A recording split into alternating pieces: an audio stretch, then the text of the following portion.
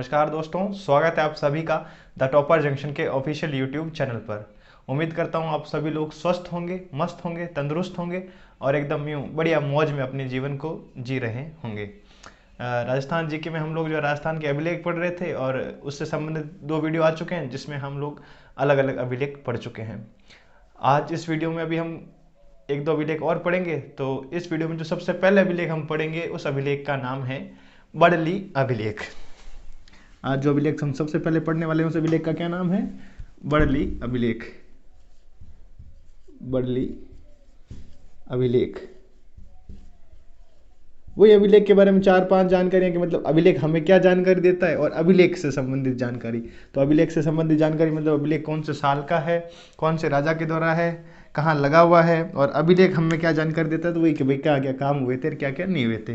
तो सबसे पहले अभिलेख के बारे में जानकारी कि भाई बड़ली अभिलेख जो है, बड़ली कहाँ पर है, कौन से साल का है, कौन से राजा का है, वो थोड़ा सा देख लेते हैं। तो ये बड़ली जो है आप लोगों के अजमेर में एक जगह पड़ती है। बड़ली जो है कहाँ, अजमेर में एक जगह पड़ती है। और मेरा तो खुद का ही हूँ थोड़ा पुराना नाता सारा है बड़ली से। मैंने अपनी जो है ग्रेजुएशन जो है बड़ली के पास में कॉलेज हुआ करती थी, वहीं से कंप्लीट की अजमेर में ही। तो बड़ली जो है आपके कहाँ पड़ता है? अजमेर में पड़ता है। तो बड़ली अभिलेख कहाँ में होगा? अजमेर में।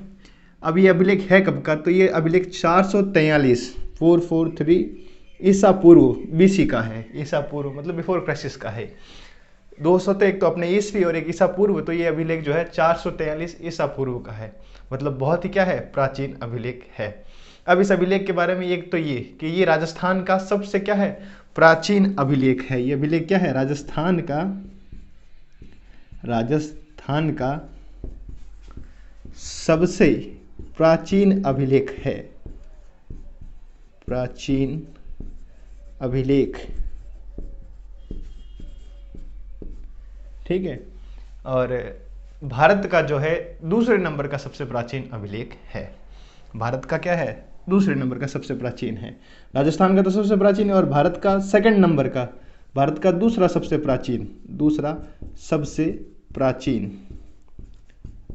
प्राचीन अभिलेख है, ठीक है।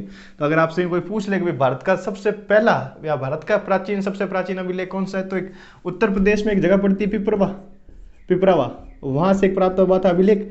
वो अभिलेख जो है भारत का क्या है, प्राचीन अभिलेख है। और ये बड़ली वाला अभिलेख जो है भारत का दूसरा सबसे प्राचीन अभिलेख है और राजस्थान का सबसे प्राचीन अभिलेख है।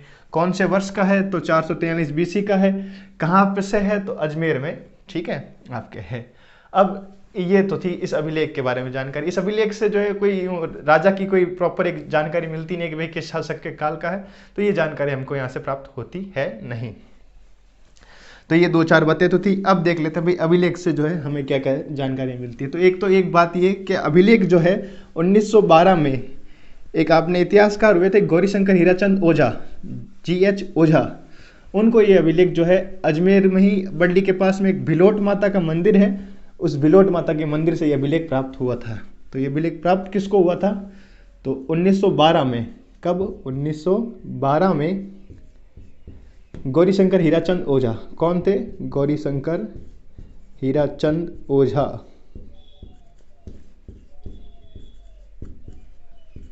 उनको ये प्राप्त हुआ था को भिलोट माता, बड़ली में एक मंदिर है भिलोट माता का, भिलोट माता का मंदिर है, यहां से प्राप्त हुआ था।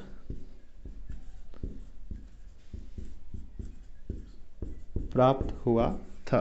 तो यूं ही सवाल पूछ ले आपसे RPSC या आपका एग्जामिनर के भैया जो है बड़ली अभिलेख कौन से मंदिर से प्राप्त हुआ था और किसको प्राप्त हुआ था? तो किसको प्राप्त हुआ था? गौरीशंकर हीराचंद ओझा को प्राप्त हुआ था। और कौन से माता जी के मंदिर से प्राप्त हुआ था? तो भिलोट माता के मंदिर से ये प्राप्त हुआ था आपको, ठीक है। कब हुआ था? 1912 में, 1912 AD में हुआ था, ठीक है। और वर्तमान में कहाँ पर है ये अभिलेख आपके?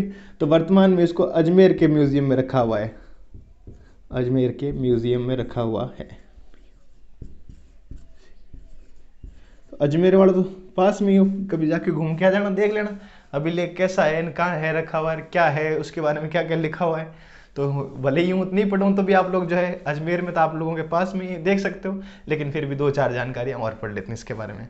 तो ये तो थी अभिलेख के बारे में बातें कि भाई अभिलेख जो है कहाँ स्थित है बरली? अजमेर में। और कौन सी माता के मंदिर से प्राप्त हुआ था? भिलोट माता के मंदिर से प्राप्त हुआ था। गौरीशंकर हीराचंद ओझा को प्राप्त हुआ था, 1912 में हुआ था।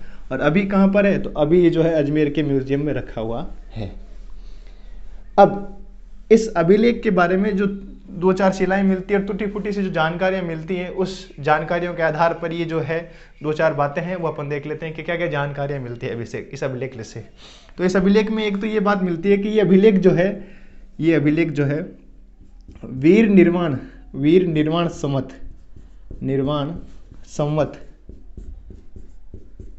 84 का है। 84 का है। ये अभिलेख जो है वीर निर्वाण संवत 84 यानी 84 का है।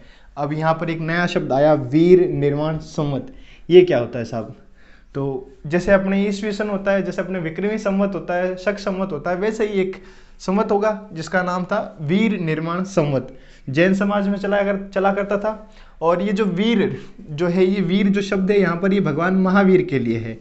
भगवान महावीर के लिए है। निर्वाण मतलब मृत्यु। तो उनकी मृत्यु के अगले दिन से ही जो है एक नया साल, एक नया संवत स्टार्ट किया था जिसका नाम था वीर निर्वाण संवत 84 का। मतलब वीर निर्वाण संवत के 84 साल बाद, जब से ये स्टार्ट हुआ उसके 84 साल बाद का है। तो मतलब वीर निर्वाण संवत के 84 साल के बाद का ये अभिलेख है। तो इस अभिलेख में एक जानकारी तो ये मिलती है कि एक कोई ऐसा संवत भी था जिसका नाम क्या था? वीर निर्वाण संवत था। तो वीर निर्वाण संवत में भगवान महावीर, और निर्वाण मतलब उनकी मृत्यु से संबंधित था। आप लोगों ने कभी कोई नोटिस किया हो तो जो अपने जैन वाणी होते हैं, वो ये जो भगवान महावीर की जो मृत्यु थी वो दीपावली के दिन होती है। दीपावली के दिन मतलब कार्तिक अमावस्या को। और दीपावली के जस्ट अगले दिन से जो है जो जैन वाणी होते हैं वो सब अपने जो बही खाता होता है वो चेंज करते हैं। वो सोचते हैं कि भाई पुराना वाला साल चला गया और नया साल वापस स्टार्ट हो रहा है, तो वो उनका जो पुराना साल है वो इस हिसाब से चेंज होता है। तो इस हिसाब से वो जो है वीर निर्वाण संवत की इसमें अपन को जानकारी मिलती है।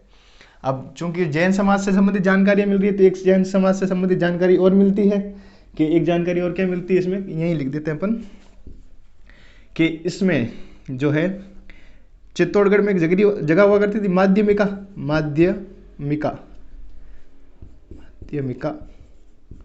वहां से एक जैन केंद्र की जानकारी मिलती है। जैन केंद्र की जानकारी मिलती है। क्या जानकारी मिलती है कि भाई चित्तौड़गढ़ में एक जगह हुआ करती थी माध्यमिका, जिसको वर्तमान में हम नगरी कहते हैं, और उस माध्यमिका में एक जैन केंद्र हुआ करता था। ये जानकारी हमको इस अभिलेख से मिलती है। तो बरली अभिलेख राजस्थान का सबसे प्राचीन अभिलेख और भारत का दूसरे नंबर का सबसे प्राचीन अभिलेख। कब का है? तो 443 ईसा पूर्व का है। कहाँ से प्राप्त हुआ? तो अजमेर से प्राप्त हुआ। अजमेर में कहाँ पे? तो 1912 में गौरीशंकर हीराचंद ओझा को जो है ये भिलोट माता के मंदिर से प्राप्त हुआ था। ठीक है। और उसके आधार पर हमको क्या क्या जानकारियाँ मिलती है? एक तो जानकारी हमें ये मिलती है कि भाई वीर निर्वाण संवत 84 का है, तो यहाँ पे एक नई जानकारी मिलती है वीर निर्वाण संवत की। और एक जानकारी ये मिलती है कि जो माध्यमिका है जो चित्तौड़ में जगह पड़ती थी, वहाँ पर एक जैन केंद्र हुआ करता था। तो ये आपके बरली अभिलेख था और इस बरली अभिलेख में आपको ये जानकारियाँ मिलती है। अब देख लेते हैं, फोटो खींच लो, कोई चाहो तो खींचनी इसकी, फिर आगे अपन एक अभिलेख और देख लेते हैं। चलिए अब देखते हैं आगे। बरली अभिलेख तो हो गया आपके। बरली अभिलेख के बाद में अब हम अभिलेख और देख लेते हैं। जो ऑफलाइन बैच में पढ़ रखा है उसको याद होगा, जब हम पढ़ते हैं राणा रायमल, मेवाड़ का इतिहास जब पढ़ते हैं और वहाँ पर हम पढ़ते हैं रायमल, तो रायमल की एक रानी होती है श्रृंगार कंवर, वो एक जगह होती है घोसुंडी, घोसुंडी में एक बावड़ी बनवाती है। तो आज हम एक अभिलेख और पढ़ लेते हैं जिसका नाम है घोसुंडी अभिलेख। घोसुंडी अभिलेख कौन सा अभिलेख पढ़ लेते हैं? घोसुंडी अभिलेख। तो घोसुंडी अभिलेख के बारे में वही 4-5 बातें, कौन सा साल का है, क्या है। तो सबसे पहले तो घोसुंडी अभिलेख के बारे में कि भाई साहब घोसुंडी जगह कहाँ पड़ती है? तो वही चित्तौड़ में अभी मैंने बताया था नगरी, जिसको हम क्या कहते थे? माध्यमिका कहते थे। इस नगरी के पास में एक जगह पड़ती है, समीप है, ये चित्तौड़ में नगरी के समीप है घोसुंडी। ठीक है, यहाँ से ये अभिलेख क्या हुआ है? प्राप्त हुआ है। नगरी कहाँ पर है? तो आपके चित्तौड़गढ़ में है साहब, चित्तौड़गढ़ में।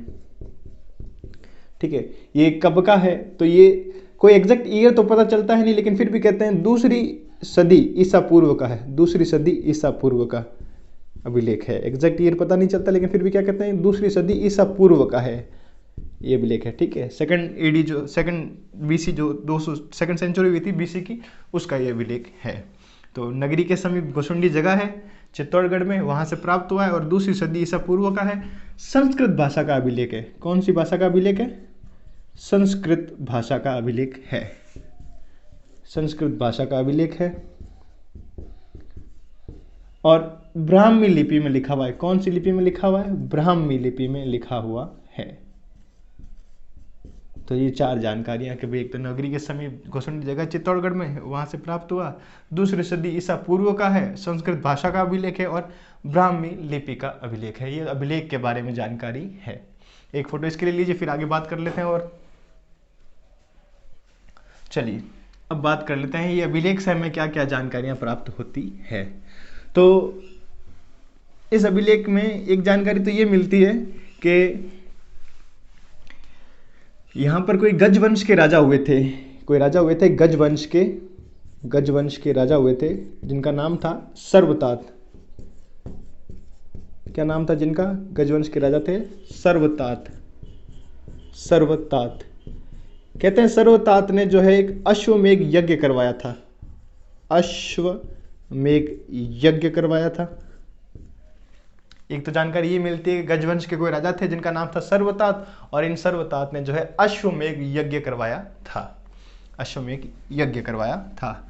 और कहते हैं भाई यज्ञ शुरू होने से पहले मान लो किसी बाबा जी की पूजा करते हैं, भगवान की, तो इन्होंने जो है भगवान की पूजा की थी। तो एक तो आपके शकृष्ण और वासुदेव की इन्होंने पूजा की थी। कृष्ण और वासुदेव। कृष्ण और वासुदेव कौन?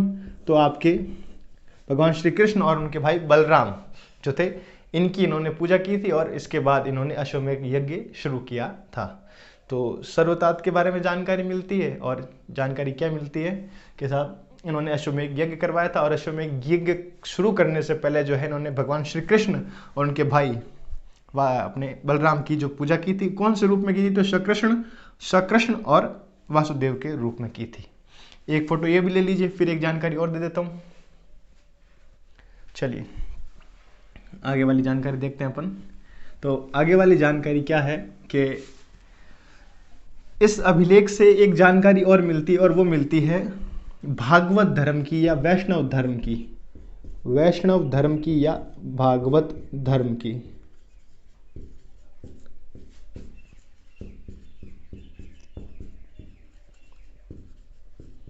तो राजस्थान में वैष्णव धर्म या भागवत धर्म की जानकारी देने वाला अगर कोई अभिलेख है, सबसे प्राचीन अभिलेख है, तो वो है आपके गोसुंडी का अभिलेख। और इस अभिलेख को पढ़ने का या जो है समझने का काम किसने किया था? तो वो डॉक्टर D.R. भंडारकर हुए थे। D.R. भंडारकर, इन्होंने जो है इसको पढ़ने या समझने का काम किया था। Doctor D.R. भंडारकर ने जो है इसको पढ़ने या समझने का कार्य किया था। तो ये आपके गोसुंडी अभिलेख था कि मतलब भाई क्या है, जिसमें वैष्णव धर्म की जानकारी मिलती है। और वैष्णव धर्म की जानकारी देने वाला राजस्थान का सबसे प्राचीन अभिलेख कोई है तो वो कौन सा? आपके गोसुंडी अभिलेख है। और इसको पढ़ने का काम किसने किया था? तो डॉक्टर D.R. भंडारकर ने। अब देखो गोसुंडी अभिलेख को एक नाम और से जाना जाता है, इसका एक नाम और कहते हैं, आप लोग कहीं पढ़ते हो हाथीबड़ा अभिलेख। हाथीबड़ा अभिलेख। क्या पढ़ते हो? हाथीबड़ा अभिलेख। कहते हैं भाई जब अकबर ने जो है चित्तौड़गढ़ पर आक्रमण किया था, तब जो है लड़ाई तो दिन में होती थी, शाम को क्या करते? शाम को जब अपने हाथियों को बांधने के लिए एक जगह थी, और उस जगह के पास से ही अभिलेख प्राप्त हुआ था, तो उस जगह का दूसरा नाम क्या कह देते हैं? हाथीबड़ा भी कह देते हैं। तो इसको हाथीबड़ा भी कह देते हैं। ठीक है। अब दो चार बातें और देखो, गोसुंडी के अंदर गोसुंडी शिलालेख तो एक तो यही है, अभिलेख है ही है। इसके अलावा जो मैं बता रहा था स्टार्टिंग में ही कि भाई राणा कुंभा के बेटे हुए थे रायमल, और जो रायमल जो है राणा सांगा के पिता थे। राणा कुंभा के जो बेटे रायमल थे, उनकी शादी हुई थी आवड़ बावड़ की संधि जब हम पढ़ते हैं क्लास के अंदर, तो जोधपुर के राजा राव जोधा और मेवाड़ के राजा राणा कुंभा के बीच में आवड़ बावड़ की संधि होती है। और उस संधि के अंदर एक तय होता है कि जोधपुर की जो राजा की बेटी है श्रृंगार कंवर, उनका विवाह राणा कुंभा के पुत्र रायमल के साथ होगा, और उस संधि के तहत उनका विवाह होता है। और जो श्रृंगार कंवर होती है वो घोसुंडी के अंदर एक बावड़ी बनाती है। क्या बनाती है? बावड़ी बनवाती है। बावड़ी, बावड़ी कहें तो अपने इंग्लिश में स्टेप वेल, स्टेप वेल। ऐसा कुआ जिसमें क्या हो, पंगोती लगे हुए, पंगोती इन द सेंस सीढ़ियां लगी हुई हो। तो जो है श्रृंगार कंवर ने घोसुंडी के अंदर एक बावड़ी का निर्माण करवाया था। और इस बावड़ी के समीप भी जो है एक शिलालेख मिलता है। तो थोड़ी सी जानकारी उस शिलालेख के बारे में बता दूं कि ये जो है स्टेपवेल बावड़ी वाला जो है, इसके पास एक जो शिलालेख मिलता है उसको भी अपन क्या है, घोसुंडी शिलालेख ही कहते हैं। ठीक है, उसको भी क्या कहते हैं, घोसुंडी शिलालेख ही कहते हैं। लेकिन वो आपके कब का है, तो 1504 ईस्वी का है, 1504 एडी का है। ठीक है, तो थोड़ा सा एक बार आप फोटो खींच लो इसको, वरना फिर इसको मिटाकर और दिखा बताता हूँ आगे। चलिए, तो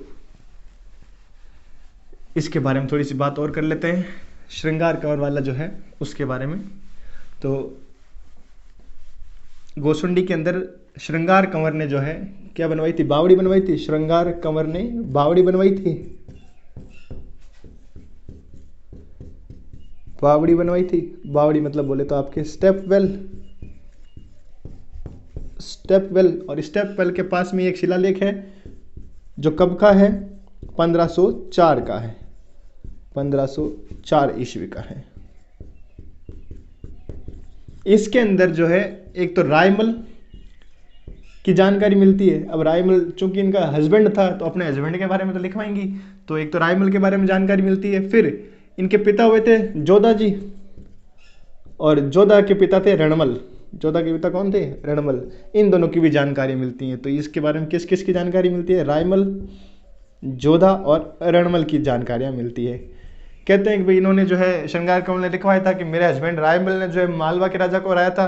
तो इसके बारे में तो ये जानकारी मिलती है कि भाई इन्होंने जो है मालवा के राजा को हराया था। और जोधा के बारे में ये जानकारी मिलती है कि इन्होंने पठानों और पारसियों को हराया था। और रणमल चूंकि उनके दादा रहते, दो चार बातें उनकी भी लिखवा दी होगी कि भाई ये मेरे दादा थे और इनके बारे में ये बातें थी। तो एक बात और इसके बारे में कि इसको लिखने वाले कौन थे, तो इसको लिखने वाले थे वो महेश्वर थे, महेश्वर। ठीक है, तो आपके घोसुंडी जो है अभिलेख दो हो जाते हैं। एक घोसुंडी अभिलेख जो दूसरी शताब्दी ईसा पूर्व का है, जिसके अंदर गजवंश के राजा सर्वतात की जानकारी मिलती है। और एक आपका ये अभिलेख है जो श्रृंगार कंवर ने जो बावड़ी बनवाई थी, बावड़ी के पास में जो शिलालेख लगा हुआ है 1504 ईस्वी का है।